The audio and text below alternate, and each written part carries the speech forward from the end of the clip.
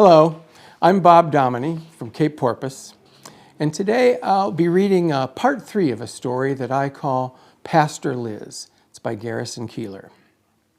You don't really need parts 1 and 2 to appreciate this story, but on the other hand, why not have a little recap?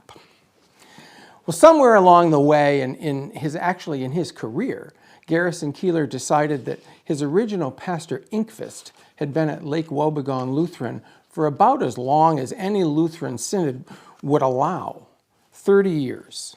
It was time for a change. So the Inkvists leave town, and the Holy Spirit, working in mysterious and Keillor-esque ways, introduces the pastoral search committee to a young female minister from New Jersey who happens to be working as a waitress and who claims she has had a call to serve their church. Without so much as an invitation from the committee, Liz arrives in Lake Wobegon. She's young, tall, and striking, which Clint Bunsen, the head of the search committee, learns when he comes across her bathing naked in the lake. It seems that Liz does things differently, from winning a farting contest back in seminary to holding her first service down by the brook in the woods. "Why not?" said Clint. "It's a good way to get away from the organ." This final installment has some humorous moments, but really more than that, it's really just a touching story. It's an ode to the humanity that each of us carries with us, even Lutheran pastors from New Jersey. So here's part 3 of Garrison Keillor's Pastor Liz.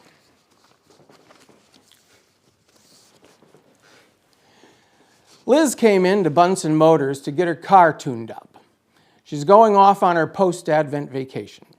She walked in and the heater was blasting and the 3 bays back in the garage, and Clint was at work, and CJ and Buddy were at work, and the radio was blasting rock and roll. There were 2 cars up on the hoist and one getting an oil change. CJ saw the pastor come in and he reached over and he turned off the radio. Well, she reached over and she turned it back on. She turned it on louder. You got to do that if you're a pastor. You don't want to let people make you into a little icon, you know. You want to be a living, breathing human being. She likes those guys down at the garage. They like their work, and well, why shouldn't they? Every day they solve people's problems. A car comes in wounded and it goes out healed. And pastors don't have that same satisfaction. People come in grievous. They come in confused or troubled or mourning or something, and you talk to them for a while, and then they leave mollified or confused or embarrassed that they told you all that stuff. Her most remarkable experience was this last fall. She'd been there for 6 months. And in early fall, Mr. Carney was dying at the hospital down in the city. So she drove in to see him to bring him communion. He was 88 years old. He was lying in bed, breathing his last, but he looked up and he saw this tall, beautiful woman come in. And he scooched over in the bed and he patted the mattress. She sat down on the bed. He pulled on her arm, and she lay down next to a man who was dying. She turned on her side toward him so that she could sing to him, as she does to people who are dying. "Abide with me, fast falls the eventide, the darkness deepens, Lord, with me, abide." She sang to him, and he put his arm around her shoulders. She was hoping that his daughters would not come in at that moment. "Swift to its close ebbs out life's little day, earth joys grow dim, its glories fade away." She lay next to this man who, though he was dying, was very much interested in her. She hummed some more of "Abide with Me," and she sang the last verse. "When others' helpers fail and comforts flee, help of the helpless, oh, abide with me." And he took a deep breath. And then there was not another breath. He was dead. She pulled up the sheet to cover him with it. His eyes were wide open, and there was a look of pleasure on his face. He died as one might wish to die, a person in anticipation of great joy. She pulled up the sheet and she scooched over and sat in the chair beside the bed, just as the daughters came through the door. A close call. Pastor does not want to be seen in bed with a dead man. No, it'd be very hard to explain to people. So Clint said, "Where are you going? You're on vacation." "Yeah," she said, "I'm just going to drive around and visit some friends of mine." He said, "You headed south?" "No," she said. "Actually, I'm going to North Dakota." He said, "What'd you say, Sarasota?" "No," she said, "I'm going to North Dakota." He said, "Well, he must be quite a guy if he's convinced you to come see him in North Dakota in January." Liz said, "Clint, whenever I should get a boyfriend, believe me, you will be the first to know." She got in her car and she headed for North Dakota at dawn the next morning. She headed for Fargo-Moorhead and then turned to go straight across. She's going to see her good friend Mary Ann, who's a Lutheran pastor in the town of Marmarth, North Dakota, a little railroad town down in the southwest corner of the state. Mary Ann has been there for 4 years. She took a call, and recently her husband Matt left her and went out to the West Coast. She's been depressed. Liz never cared for Matt. He's a good enough person, I guess. You know, one of those Lutheran guys, kind of amiable and good-natured, nice smile, nice hair, not much going on underneath it, though. He sang in a Lutheran rock and roll band in the early 90s called Fortress. And he wrote a hit song called "I'm Gonna Love You Like the Rock of Ages," which became the theme song of a cable show called Green Pastor, which was about a space alien who takes over a church in a small town.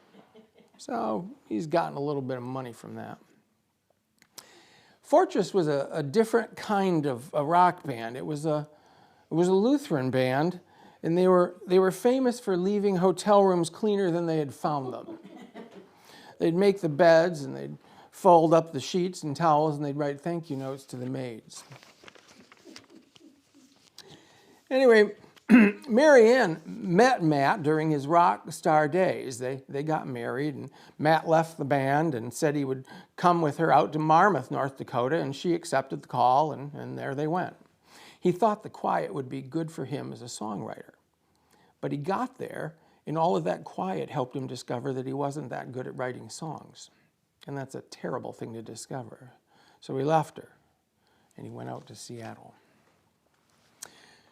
So that was their plan, Liz and Mary Ann. They were going to drive out to Seattle to see if Matt was interested in getting back together with his wife. Liz drove west from Fargo. She was exhausted. Advent is just absolutely wearing on a pastor. There's all that joyfulness that you're expected to show all the time. Lent is much, much easier and much more satisfying. She had to take over the children's Christmas program after the director had a nervous breakdown, and then the stewardship drive came out $12,000 short, and the council just couldn't cover the deficit. So she had to pick up the phone and beg for money. And then the boiler went out. It was just one thing after another. It was an exhausting season. She was almost to Jamestown, North Dakota, when her cell phone rang. She reached for it. She was driving 60 miles an hour, but she reached for it anyway. It was from the 612 area code. She opened the phone, and the moment she did and heard his voice, she wished that she had not. It was her ex-boyfriend, Brett. He's a guy sort of like Matt in a way, one of those Lutheran guys, kind of amiable. Well, a lot like Pastor John Bomer, who's going to be replacing Liz for the next 3 weeks at Lake Wobegon Lutheran Church. He's a guy who's affable, good smile. He's basically retired, but he does these substitute stints, and people seem to like his sermons, he buys them from Cliff's Sermon Service online. And you get the large print edition, and each one comes with 2 jokes, and they come with a pronunciation guide for biblical names. People don't like to hear their minister mispronounce names from the Bible, Jehoshaphat, Nineveh, and so forth. So it's got all that. Anyway, Brett was on the phone. "Where are you going?" he said. "Well," she said, "I'm going to Seattle." "Oh. Well, I wish I were going with you." Well, she doesn't. She was driving faster now, trying to get out of the range of cell phone microwave relays. She was out in the middle of North Dakota, and she was going 75 miles an hour, and he was in her right ear. He said, "I wish we could get back together. I think we had a lot going for us. I really think we could make a life together, don't you?" No, she didn't. But she didn't say anything. She met him through friends. A friend introduced her to him, and they went out on a couple of dates, and she just didn't know how to cut him loose. And he had a lot of money, and he gave her expensive things, and she, fool that she was, accepted them. It took a long time to rid herself of Brett. Finally, there was a long silence, and she said, "Have I lost you?" And she had. Thank God. Lord have mercy. Well, she got out to Marmouth, and there was Mary Ann to meet her. Mary Ann lives in the rectory, which is a green mobile home with a white cross painted on the side of it. She saw Liz, and she ran out, and she threw her arms around her, and she cried. She's been so lonely. And Liz has been lonely, too, in Lake Wobegon. There was nobody she knew well enough to be able to swear in front of them. And ministers do swear, especially around Advent, they do. They talked, they hugged. Mary Ann cried some more. "I called Matt," she said, "and I couldn't get hold of him. I left him 4 messages. I told him I was coming. He hasn't returned my calls." Liz said, We're not going to Seattle. We're going to stop in Montana. I know this place. It's a wonderful place. It's a hot spring. We'll rent a cabin there. We'll just sit and talk." "No," Mary Ann said. I promised him I was coming." "Well," Liz said, "he promised you he was going to stick with you through sickness and in health. So now you're even." Mary Ann said, "I just hate to disappoint him, though." And Liz said something so profane, so vulgar. It's a line that women pastors say to each other to let the air out of the balloon, out of the balloon of piety, when there's too much piety and not enough faith. She said this simple 2-word sentence, and Mary Ann let out a shriek, and she laughed and laughed, and she threw her suitcase in the trunk, and they headed for Montana for this resort. It's called Living Waters. It used to be a Baptist Bible camp. It's up in the mountains just north of Missoula. Hot springs bubbling up in this beautiful rocky pool. Well, the Baptists had it for years, but the hot springs were too great a temptation for them, so they sold it. And now it's a resort. It's just a little place, 6 cabins in all. There were just 2 older couples staying in the end cabin, and they didn't seem to be interested in hot springs. So Mary Ann and Pastor Liz got to lay naked in hot water and lay out there and talk and think about their lives. This is good for anybody. Better to be a rot-gut sinner than to be a little plaster saint, to be a living, breathing person. The snow started to fall as they lay there in the hot, steaming spring, the water bubbling around them and snow falling. And then it was dark, and still they lay out there. And they had this great feeling of blessedness. There was so much that they don't care for in their line of work, but also so many blessings. The blessing of taking communion to people living isolated and alone, and their great gratitude for that. Funerals are good. Weddings are really not so good. Weddings are just for show. But at funerals, people's hearts are open, and they're so tender at funerals. Liz loves the people in Lake Wobegon. She loves the men in the sidetrack tap. She loves the 15-year-old kid who shovels the walk in the cemetery. He's out there in his black jacket with his little iPod buds in his ears and his white tennis shoes with the black stripe and his jacket wide open despite the cold. And his girlfriend comes to see him, and she brings a friend. And he ignores the friend, and he just looks at the girlfriend. The friend stands off at a distance. There's so much passion there, although nobody touches anybody else. She loves these people. She loves her confirmation kids. She loves the old guys at the Friday morning club at the Chatterbox Cafe who sit around drinking coffee and telling stories.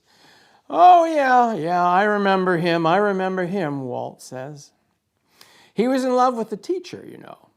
He was in love with her for more than a year, and they finally started to see each other. And then he started to be afraid that she didn't really care about him. And she just didn't know how to tell him that she was just seeing him out of sympathy. And he didn't want to be the guy who when the woman sees him coming up the walk, she thinks, oh my gosh, how am I going to get rid of him this time? So he didn't go see her anymore.